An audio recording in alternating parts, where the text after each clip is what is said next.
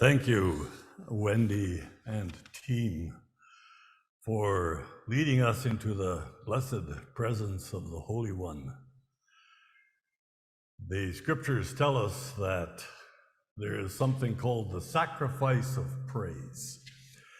I thankfully have never been asked to be on a worship team, but I have a little bit of appreciation that it doesn't just happen that we can be led into the kind of worship that we have just experienced. I know that it's sacrifice, and I thank you for that. As I think about the word transcendence, the thought that comes immediately to my mind is the question of what we mean when we talk about God. And that is partly why I was so blessed by the songs that we have just sung. How great is our God? And there was reference to that beautiful hymn in Psalm 104 of the splendor of the one who clothes himself in light. He is the Holy One of Israel. And one of our songs made reference to that vision of Isaiah, where in the year that King Uzziah died, a critical time in the history of his people, he saw the king high and lifted up, and his train filled the temple, and around him the seraphim sang, "Holy, holy, holy." What is it that we mean when we talk about a God who is holy? There my mind goes to another passage in Isaiah, chapter 40. Twice the prophet asks the question, "To whom will you liken me? To what will you compare me? Says the Holy One." That's in verse 25. Now that has a very specific context of rhetorical questions.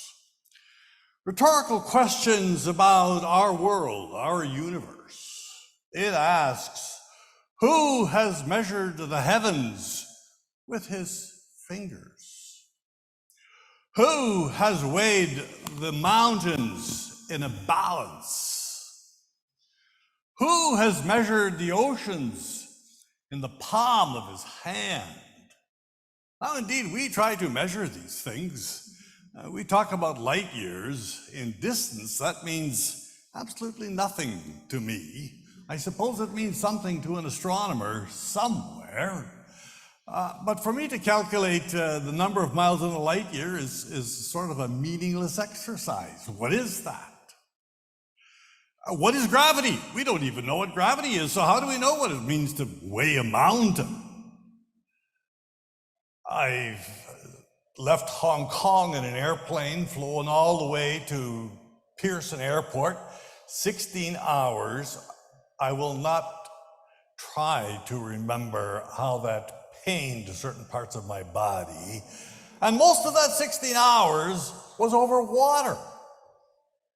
There's a bit of water on this planet. And the rhetorical question is, what comparison is there to the Holy One? And the answer is none. Because he is transcendent. He is the one who has created time. He is the one who has created space. How are you going to compare the transcendent one to the one who has created anything that we could compare him with? Can't be done. So how do we know anything about this Holy One? In what way can we begin to understand him?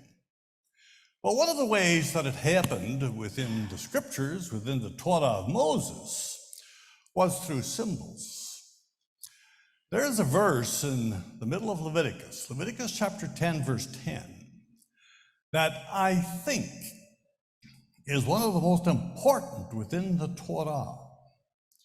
It comes at that critical juncture where we have completed all the instructions of how the priests are to officiate and the way in which the priests are to be consecrated and so forth. And then that whole description of what it is that's clean and unclean. So what relationship is there between these two things, and what are they all about? Well, it comes there in chapter 10, verse 10. Uvdil bein hakadosh ubein hachol. The job of the priest is to distinguish between the holy and between the common. And what is the common? Well, the common is everything that Isaiah has just talked about. You can look at the stars, or you can look at the mountains, you can look at the oceans. All these things are what we can perceive, what our eyes see, what we may in some way observe and evaluate. That's common. Outside of that, transcendent beyond it, is the holy.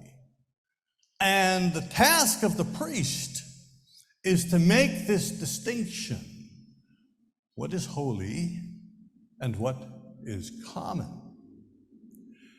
Now, that isn't language that's familiar to us. I was doing a talk on Pentateuch and introduced this Weltanschauung, this worldview of the Hebrews, when one student stayed back after class and I could see that he had a question, wasn't quite comfortable coming to ask me, so I walked over to him. And he said to me, common, what an unusual word to use. What does that actually mean? And I said, well, it is that place in which you live, everything that is familiar to you. That is the common. Oh, he said, so what you mean then is that the common is the real and the holy is the not real. Well, no, I said, that's not actually quite what I mean. Just because we can't perceive it with our senses doesn't mean that it somehow is in any less sense real. But there is a possibility, because that verse goes on to say that the priest is to distinguish between the clean and the unclean. The basic concept there is that the unclean are those things that represent death, and the clean are those things that represent the way in which God gives life. And those things that represent the way in which God gives life, the clean, those can come to represent God in this world. And so they're called holy, or they're called sanctified. And of course, they have to be things that in some sense are common to our language and to our world. In Psalm 99, we have a statement about the reality of the transcendent. Yahweh reigns, let the peoples tremble. He reigns on the cherubim, let the earth shake. Let us exalt the Lord at the footstool of his feet. What are these cherubim? And what is the footstool of the feet? And what do these things have to do with God? Well, as you, I'm sure, know, these are references to the temple, and in particular to the most holy place in the temple, the place where God reigns. Now, cherub is not too familiar to us, but it was pretty familiar in the world of the Bible. I think some people believe the Akkadians called them the Lamassu, a symbol representing life and a symbol representing power. You see them in Ezekiel. They have the wings of an eagle, and they have a human head, and a lion and an ox as their feet and their body. And these constitute a representation of rule, a representation of power, and so you find them at the entrance of palaces. The footstool, in this case, was the ark, that in which Moses placed the words of the covenant. And that was what represented the mediation between the holy and the people. And so the holy could be symbolized in this way by saying in the means of the separation of a heavy curtain, that the holy is transcendent, but that the holy is also present, and he is among the people, and he reigns. And it is quite important to understand the nature and the importance of the holy as he is present among us, for not to understand it and to disrespect it has serious consequences. The consequences actually are simple: death. Just before this passage in Leviticus, which talks about the separation of the common and the holy, is the story of Nadab and Abihu. Now, they were to be functioning as priests. Their task was to bring incense to the altar in a fire pan to display the glory cloud before the throne. But apparently, quite knowingly, they didn't do it according to the way God had given the regulation, as he refers to here in Psalm chapter 99. And the result was death. Because, as this psalm says, the holy is terrifying. There is no place for the disrespect of the holy. I was involved in a debate actually here on the University of McMaster campus. There were plenty of people present who wanted to discredit especially the Bible, and there was one chap who came to the microphone and he took that passage out of, I'm not sure if it was First Kings or if it was Kings or Chronicles, but you know, the ark is being transported from the land of the Philistines back towards the place that David wants to establish as the temple, and Uzzah reaches out his hand, touches the ark, and he dies. And this fellow said, I wouldn't want to have anything to do with a God like that. To which I more or less responded, well, you need to go and do your homework because you don't understand the story until you understand the holy. To which there was applause, some who thought it was a good answer and some who thought I was looking ridiculous. And when each realized that they were clapping for the reason, they all stopped and it was quiet. But the fact is, holiness must be respected. It is terrifying, and yet we need not be afraid of it, because the passage also says the holy is forgiving. He's a God who forgives his people. That doesn't mean their deeds go without consequence. That's clear in the other half of that verse. But he's forgiving.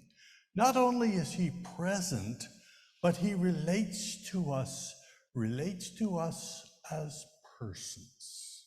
He spoke to Moses, spoke to Aaron, spoke to Samuel. Those were some of the people he spoke to, but I think he also speaks to some of us. I have heard many people tell me of their mystical experiences. I believe that I've had one, and it changed my life. It came in a rather unexpected place, and it came in a rather unexpected way. I was the person who grew up in a Christian home. It never crossed my mind that I had any decision to make in regards to being a Christian. We went to church twice every Sunday. I went to Sunday school. I was a Christian. There was one time, though, that we were coming home from church. Now, I kind of need to explain this. I'm the oldest of 9, and the family vehicle at the time was a green Mercury 1-ton truck. I'm not sure how many children fit into the cab of a green Mercury 1-ton truck, but it's less than 9, and myself and my brothers had graduated into the back of this truck. In the wintertime, we had blankets back there and lots of cushions, and we slept on the way home. That's the way it was. So the practice on our farm was that during the week, the pigs went to town in the back of the truck, and on Sundays, the kids went to church in the back of the truck. And there was a big difference between the two, because the kids always came back home again, and the pigs had a one-way trip. So I was coming back home in the back of this truck, and this one time, for whatever reason, I wasn't sleeping. I knew every turn in that road. We crossed the same river 3 times. And so I didn't need to see the outside at all to know exactly where we were. And we had to have been about the place where we passed the plow that sat at the corner of the Gruber's driveway that said the Grubers. And right about there was a voice. It couldn't have been more clear. And the identity to me couldn't have been more clear either. And the voice said, "Will you let me be your Lord?" And there was another voice. The other voice said, "August, you don't need all that stuff. Leave that alone. Just keep on doing what you're doing." And these 2 voices seemed to call me repeatedly. I'm guessing I was about 12 or 13 at the time. What I remember is saying, "Yes, I want you to be my Lord." And I will just never forget the feeling. And I have had a number of others tell me of a similar experience and of a similar feeling. Obviously, we all have our own ways in coming to the commitment of faith. But this was my story, and it's not a particularly unique story. I don't know what happened exactly. All I know is my mother noticed, and she said, "August, what's come over you these last days?" And having the kind of feelings that a 12-year-old might have, I said, "Oh, nothing." But my mother knew better. And I often wonder what it was, but I'll never forget it, because I knew that the transcendent was personal to me, and this, of course, is perfectly in keeping with the theology and the faith of the Scriptures. I always marvel at Psalm 8. "O Lord, our Lord, how majestic is your name in all the earth." That's how it begins, it's how it ends. So clearly this song is about what makes the name of the Lord majestic. And what makes the name of the Lord majestic? Well, you might think it could be the heavens. They're pretty spectacular. And the psalmist is not unaware of them. In fact, he starts with that very line. "You've set your glory in the heavens." And then he repeats it. "I look at the stars and the sun and the moon that you have ordained." And what is his response? "From the mouth of babes, you've established strength." Now, it's been a little while ago since I had anything to do with a babe. Our youngest has turned 41, and so it's been at least that long ago. But there's some things you don't forget. One of them is their dependence, and the other is their trust. Their dependence to me was sometimes quite astonishing. You know, they can't even burp by themselves. I never understood why God couldn't have at least allowed that little bit of a possibility. It would have certainly saved me a lot of hours of frustration waiting for that big belch to come out on my shoulder. And yet, they represent God's strength. What an astonishing thing. The holy, the incomparable, is represented by this infant. So how can that be? What are mortals that you take note of them? Well, this is a theology. There's a critical question about these days. What does it mean to be a person? That's not a given. I heard someone talking the other day about her pet dog and trying to figure out what kind of person that dog was. And I thought, I wonder what person means to this individual anyway. What is a person? Well, there's only one way you can answer that question, and the biologist can't do it, which is why it's become a little confusing. No biologist will tell you what a person is. It can only be theologically defined because it is something that God ordained. The possibility that it is us, humans, in our bodies, who can represent the holy in this world and are to do so by exercising his will, having dominion. What an astonishing thing. But that isn't quite what we see. And this is where I come to the passage in Hebrews. What do we see? Well, the writer to the Hebrews is actually trying to tell us about Jesus. And I've gone over these passages many, many times in reflecting on this man's thoughts. God, in many different ways and at different times in the past, spoke, as Psalm 99 says, but now has revealed himself to us in his Son, who is the very reflection of his glory, the characteritas hypostaseos, the character of his essence. If we were to take an English derivation of that word, of course, that's not what it means in Greek.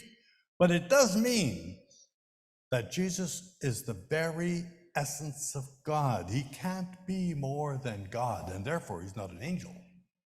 But then the writer to the Hebrews must make a second point. He's not an angel because he's human. And there he quotes Psalm chapter 8 to say, this is what God has declared. This is what represents him in the world, and yet the writer to the Hebrews says, there is a bit of a problem here. Because the psalmist seems to think that we're functioning the way that we should, and yet we can see that's not the case. Things aren't subject the way that they should be. And we know the story. There was a deceiver that came along. And the deceiver said, oh, you don't have to represent God. You can be God. Just take hold of that tree. Knowledge. Get all you can. The knowledge of good and evil, everything, all of it. You can decide what's good. You take hold of that tree and you can be God. And we've believed that ever since. The result is, of course, that we've become a lot less than what we should be. So we do not see all things subject to him. But what do we see? Says the writer to the Hebrews, we see Jesus. And what do we see? We see Jesus who comes to his full accomplishment of his mission through death. He becomes one with us, and as a result, he is what I called in the passage the champion of our salvation, leading many to glory. In the song that we sang, it was the author of our salvation, and that's a perfectly correct word.